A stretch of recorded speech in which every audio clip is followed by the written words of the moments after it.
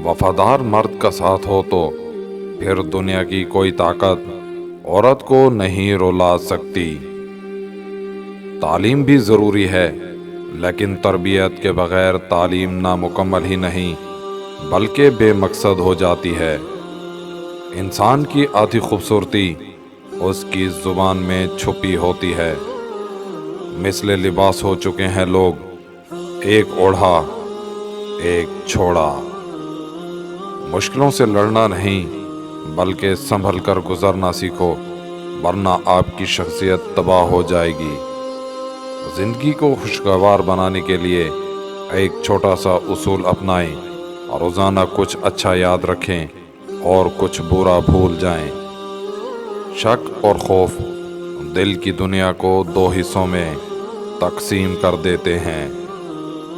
जिसे बुराई करने में खराबी नज़र ना आए, उसके पास नेकी करने की कोई गुंजाइश नहीं।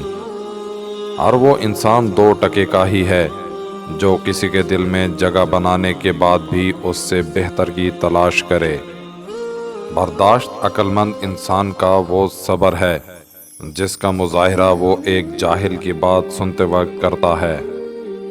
अगर आप सीखना चाहें तो आपकी हर गलती आपको सबक देती है। जो मर्द बार बार औरत को धूप में ला खड़ा करे वो कभी उसकी छांव नहीं बन सकता। मुझे जन्नत से ज़्यादा नमाज अजीज़ है, क्योंकि जन्नत मेरी रज़ा है, नमाज मेरे रब की रज़ा है। जब आप जवानी में बच्चों को वक्त नहीं देते तो बच्चे बुढ़ापे में आपको वक्त नहीं दे पाते।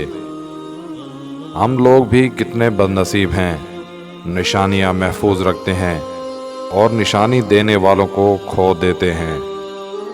बुरे आमाल दीमक की तरह हैं, उनके ज़रिए बाहर से तो कुछ नहीं बदलता मगर अंदर से सब मट्टी हो जाता है।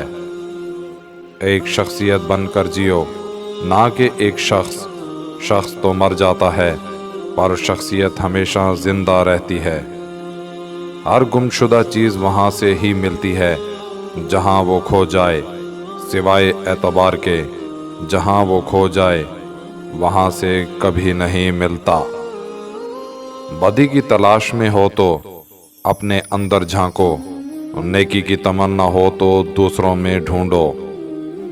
अगर आप अपनी तारीफ सुनकर खुश होने की बजाय शक में पड़ जाएं, तो यकीन मानिए आपको अकल आ चुकी है। किसी के आगे आंसू बहाने से वो अपना नहीं बन जाता, जो अपने होते हैं वो रोने नहीं देते।